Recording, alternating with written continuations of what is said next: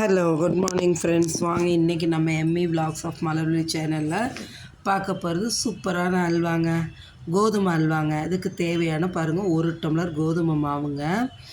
அதுக்கு வந்துட்டு ஒரு 10-20 முந்திரி பருப்பு உடைச்சி எடுத்து வச்சுருக்கேங்க. 1 கிண்ணம் நெய்யுங்க. இதுக்கு வந்து 1 டம்ளருக்கு 2 டம்ளரு சர்க்கரைங்க. நெய் நல்லா இந்த 1 கிண்ணம் ஃபுல்லாக வேணுங்க. இதுக்கு கொஞ்சம் நெய் அதிகமாக தான் தேவைப்படும், சரிங்களா? இப்போ நம்ம என்ன பண்ணுறோன்னா, வானல் நல்லா நான்ஸ்டிக் பேன் வச்சுக்கலாம், இல்லாட்டி இரும்பு வானல் வச்சுக்கலாம். நான் இரும்பு வானல் வச்சு ஒரு 4 கரண்டி நெய்யை விட்டு அதில் வந்து இந்த முந்திரி பருப்பு போட்டு நல்லா கோல்டன் ப்ரௌன் கலர் வர அளவுக்கு ஃப்ரை பண்ணி எடுத்து ஒரு பிளேட்டில் வச்சுக்கலாங்க.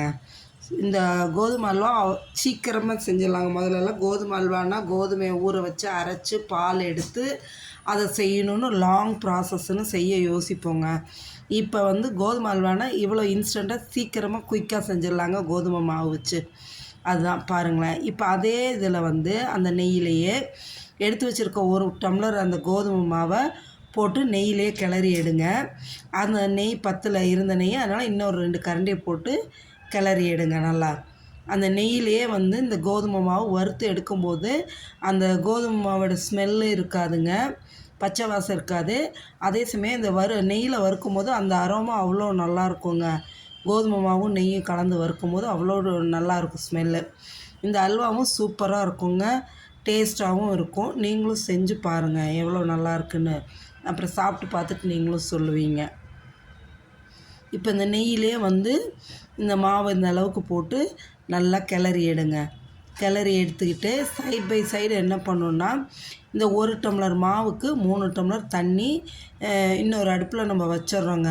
ஏன்னா இதில் தண்ணி வந்து பச்சை தண்ணி ஊற்றி கிளறக்கூடாது, வெந்நீர் ஊற்றி தான் கிளறணுங்க. அதுக்காக தண்ணியும் வச்சிடணும். இப்போ இது நல்லா மாவு நல்லா நம்மளுக்கு தெரியும், அந்த இது நெய்யில் வறுக்கும் போதே அந்த மாவோட இது நல்லா தெரியும். இப்போ இந்த ஸ்டேஜ் வந்ததும் வெந்நீர் நல்லா சூடாயிடுச்சுங்க. இப்போ இந்த தண்ணியை வந்து நம்ம எல்லாத்தையும் எடுத்து ஒன்றா ஊற்றி கிளறக்கூடாதுங்க, கிளறதுக்கு கஷ்டமாக இருக்கும். அதனால் இந்த வெந்நீரை வந்து கொஞ்சம் கொஞ்சமாக ஊற்றி கிளறணுங்க. அப்படியே கொஞ்சம் கொஞ்சமாக ஊற்றிட்டு கிளறிட்டு அப்படியே அடுத்தடுத்து ஊற்றிக்கலாங்க. அப்படியே கிளறும் போது நல்லா கோதுமை மாவு நல்லா வெந்து வந்துருங்க. வெந்து அப்படியே சுருண்டு வரும் நல்லா. நம்மளுக்கே கிளறும் போதே அந்த ஸ்டேஜ் மாற ஈஸியாக நம்மளே புரிஞ்சுக்கலாம். முதல் தடவையாக நீங்கள் செய்கிறீங்கன்னா கூட ஈஸியாக நம்ம புரிஞ்சு கொடுக்கக்கூடிய அளவுக்கு அந்த இதே நல்லாயிருக்கும். உங்களுக்கு செய்யும் போதே ப்ரிப்ரேஷன் நம்மளுக்கே தெரியும். இந்த அளவு ஊற்றி எல்லா தண்ணியும் பண்ணி ஊற்றியாச்சுங்க. ஊற்றி அப்படியே கிளறிட்டே இருங்க. கிளறி அப்படியே இந்த தண்ணி ஃபுல்லாக இழுத்துருங்க. இழுத்து அப்படி நீங்கள் கிளறும்போது வானலில் ஒட்டாத அளவுக்கு அதே இதை மாவு அப்படியே சுருண்டு வரும். அதுக்கப்புறம் தான் நம்ம வந்து சுகரை ஆட் பண்ணணும், சரிங்களா? அந்த அளவுக்கு பொறுமையாக கிளறுங்க. ஃப்ளேம் வந்து ஃபுல்லாக வைக்காதீங்க, மீடியம் ஃப்ளேமில் வச்சு செய்யுங்க. அப்போ தான் உங்களுக்கு நல்லா இதாகும். இது பாருங்கள், 1 டம்ளருக்கு 2 டம்ளர் சர்க்கரை வச்சுருக்கோம் இல்லையா? இந்த அளவு பாருங்கள், மாவு நல்லா வந்தாச்சு, வந்துருச்சுங்க. நல்லா மாவு வெந்ததுக்கப்புறம் தான் நம்ம சர்க்கரையை ஆட் பண்ண போகிறோம். எடுத்து இப்படி சுருட்டும் போது பாருங்கள், அப்படியே அழகாக சுருண்டு வரும். இப்போ இந்த சர்க்கரையை வந்து உங்களுக்கு ஸ்வீட் அதிகமாக வேணும்னா இன்னும் 1/2 டம்ளர் சேர்த்திக்கலாம், கம்மியாக வேணுன்னா இன்னும் 1/2 டம்ளர் குறைச்சிக்கலாம். அது நம்மளோட ஆப்ஷன் தான், சரிங்களா? நான் 1க்கு 2 தாங்க, 1 டம்ளருக்கு 2 டம்ளர் போட்டிருக்கேங்க. இதே நல்லா ஸ்வீட்டாக இருந்ததுங்க, சரிங்களா? இப்போ இந்த சுகரை போட்டு பொறுமையாக அதை கிளறி எடுங்க. கிளறிட்டு இதில் நான் வந்து கலரை ஆட் பண்ண வேண்டான்ட்டு இருந்தேன். ஆனாலும் எங்கள் பொண்ணு கொஞ்சோண்டு 1 பிஞ்சாவது கலர் போடுங்கன்னு கேட்டங்காட்டிக்கு அதுக்கு அந்த 1 பிஞ்சு வச்சுருக்கேன். அதுவும் ஏலக்காய் பவுட்ருங்க. ஏலக்காய் பவுடரையும் போட்டு அந்த ஒரே 1 பிஞ்சு தான், நான் ஃபுல்லாக கலர் போடல. நான் வந்து அந்த கோதுமை கலர்லேயே இருக்கட்டும்னு சொல்லி நான் விட்டுருந்தேன். ஆனால் எங்கள் பொண்ணு அந்த 1 பிஞ்சாவது போடுங்க, கொஞ்சம் கலர் கொடுக்குன்னுச்சின்னு போட்டிருக்கேன். இப்போ இந்த ஸ்டேஜில் சர்க்கரை நல்லா கரைஞ்சி வந்ததுக்கப்புறமா கெட்டியானதும் நெய்யை ஊற்றி கிளறணுங்க. அந்த நெய் ஊற்றி கிளறும்போது என்ன பண்ணால் கொஞ்சம் கொஞ்சமாக ஊற்றி தான் கிளறணும், ஒன்றா ஊற்றிடக்கூடாது. கொஞ்சமாக ஊற்றினோம்னா அந்த நெய் கிளற அந்த நெய்யை இழுத்துடும் நல்லா. அதுக்கப்புறம் அடுத்தது ஊற்றணும். அப்படி இதுக்கு கொஞ்சம் நெய் அதிகமாக தான் இழுக்கும், ஆனால் நல்லாயிருக்குங்க, டேஸ்ட் பக்காவாக இருக்கும். இந்தமாரி கொஞ்சம் கொஞ்சமாக நெய்யை ஊற்றி நம்ம பொறுமையாக கிளறணுங்க. பாருங்கள், இதில் 1 கிண்ணம் நெய் எடுத்தோம்ல, 1 கிண்ணமும் காலிங்க. அந்த அளவு ஃபுல்லாக நெய் இழுக்கும், ஆனால் பக்காவான டேஸ்ட்டாக இருக்குங்க. அல்வா வாயில் வச்சோம்னா அப்படியே ஸ்மூத்தாக போகுங்க, நல்லா கரைஞ்சி வரும், அவ்வளோ நல்லா இருக்குங்க அந்த அல்வா. அந்த கிண்ணத்தில் இருக்க நெய்யை கொண்டு நான் அதை எடுத்து போட்டு எடுத்துட்டேங்க ஃபுல்லாக. இப்போ சூப்பரான அல்வா நம்மளுக்கு ரெடி ஆயிடுச்சுங்க, கோதுமை அல்வா. இதை வந்து அப்படியே பாருங்கள், நம்ம வச்சு இது பண்ணும்போது என்ன அழகாக ஸ்மூத்தாக வருது பாருங்கள். இதை வந்து ஒரு பிளேட்டில் எடுத்து கொட்டி ஆற வச்சு நம்ம சாப்பிட்லாங்க. அவ்வளோதாங்க, சூப்பரான கோதுமை அல்வா சீக்கிரமாக ரெடி ஆகிடுங்க.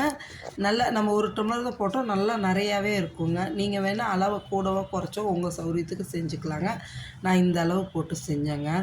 நல்லா எண்ணெய் கிளற நேரம் தாங்க, நம்ம பொறுமையாக கிளறி எடுக்கணும், அதுதான், மற்றபடி வேறு ஒன்றும் இல்லை. பாருங்கள், இப்போ நெய் பிரிஞ்சு வருது பாருங்கள். கிளற அந்த நெய் பிரிஞ்சு வருது இல்லையா? இப்போ ஸ்டேஜ் நம்மளுக்கு கரெக்டான ஸ்டேஜுங்க. அந்த நெய் பிரிஞ்சு வரையில் நம்ம எடுத்து கொட்டிட வேண்டியது தாங்க.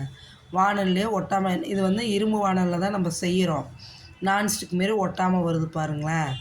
எப்படி நீங்கள் எடுத்திங்கனாலும் அழகாக சுற்றி வரும் அப்படியே. இந்த கன்சிஸ்டன்சி ஓகேங்க. எந்த அளவு நம்ம எடுத்தோம்னா வானலை விட்டு பிரிஞ்சு வருது பாருங்கள்.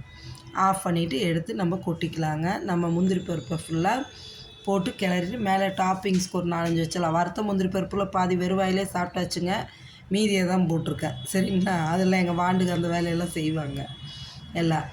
அந்த இது முடிஞ்சிச்சு, எடுத்து இப்போ நம்ம பிளேட்டில் கொட்டிட்டு ஆற வச்சு சாப்பிட்லாங்க. சூடாக சாப்பிட்டா டேஸ்ட்டாக தான் இருக்கும், ஆற வச்சு நம்ம எடுத்து சாப்பிட்றதுக்கு அவ்வளோ நல்லா இருக்குங்க. இந்த மாதிரி கோதுமை அல்வாவை நீங்களும் செஞ்சு சாப்பிட்டு பார்த்துட்டு எப்படி இருக்குன்னு கமெண்ட் செக்ஷனில் சொல்லுங்கள். இங்கே பாருங்கள் எப்படி சுற்றி வருது பாருங்கள். இரும்பு வானல்லையே என்னமோ நான்ஸ்டிக்கில் வர்ற மாதிரி வருது. இந்த அளவுக்கு வரணுங்க கிளறி.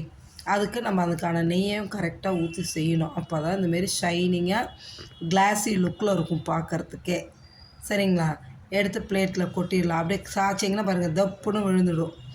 பிடிச்சி நம்ம ஈவனாக லெவல் பண்ணி விட்டுட்டு மேலே டாப்பிங்ஸ்க்கு ஒரு 5-6 முந்திரி பருப்பு வச்சுருக்கோம் இல்லைங்களா, அதையும் போட்டுட்டு நம்ம ஆறுனதை எடுத்து சாப்பிட்லாங்க. நீங்களும் செஞ்சு சாப்பிட்டு பார்த்துட்டு எப்படி இருக்குன்னு எனக்கு கமெண்ட் செக்ஷனில் சொல்லுங்கள். சூப்பரான இந்த கோதுமை அல்வாவை மறக்காமல் நம்ம சேனலை சப்ஸ்கிரைப் பண்ணுங்கள், லைக் பண்ணுங்கள், ஷேர் பண்ணுங்கள், சரிங்களா?